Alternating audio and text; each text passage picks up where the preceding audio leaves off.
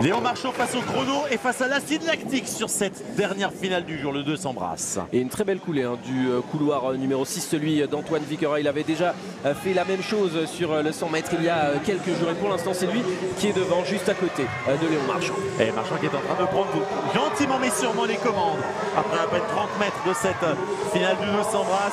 Et on le voit, Antoine qui regarde Léon, qui est en train de commencer cette course avec parcimonie. Et c'est le couloir numéro 7 finalement de Lucien Vergne qui a pris l'avantage sur cette fin de 50 mètres. C'est en haut de votre écran effectivement que c'est parti le plus vite avec le tout jeune Sociétaire des Dauphins de Toulouse. On vous l'a dit, c'est en haut de votre écran que ça va se passer. La ligne 4 d'Antoine Marc, la ligne 5 de Léon Marchand, la ligne 6 d'Antoine Viquera et Lucien Vergne aussi qui est très bien parti. Viquera un tout petit peu en retrait par rapport notamment à Léon Marchand et puis Lucien Vergne qui pour l'instant fait un super premier 100 mètres.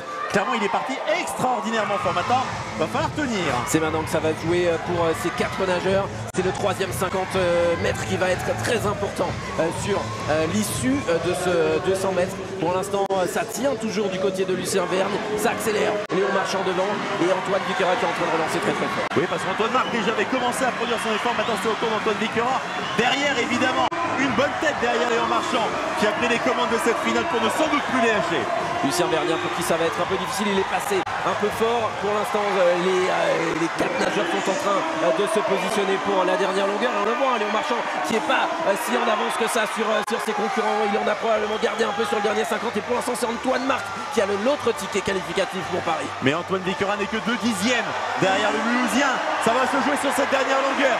Allez chercher cette deuxième ticket pour Paris 2024, pour la Défense Arena. Ça derrière, semble évidemment, Léon difficile Marchand. pour Lucien Vergne qui est en train de craquer en revanche. Antoine Viquera est en train d'accélérer très fort. Il est en train de s'accrocher à Léon Marchand pour aller chercher son ticket en individuel. Va-t-il être capable d'aller chercher ce titre-là? Ça va jouer entre les deux nageurs, le Mulhousien ou le Toulousain. Léon Marchand en tout cas va aller s'imposer, avoir un troisième quota olympique avec 2,8,95, 2,9,95. Non, ça ne passe pas pour Antoine Viquera. Ça ne passe pas à moins de 3 dixièmes des minima olympiques. C'est une déception pour Antoine Viquera. On voit Léon Marchand satisfait malgré tout d'être allé chercher son deuxième ticket ce soir dans la douleur.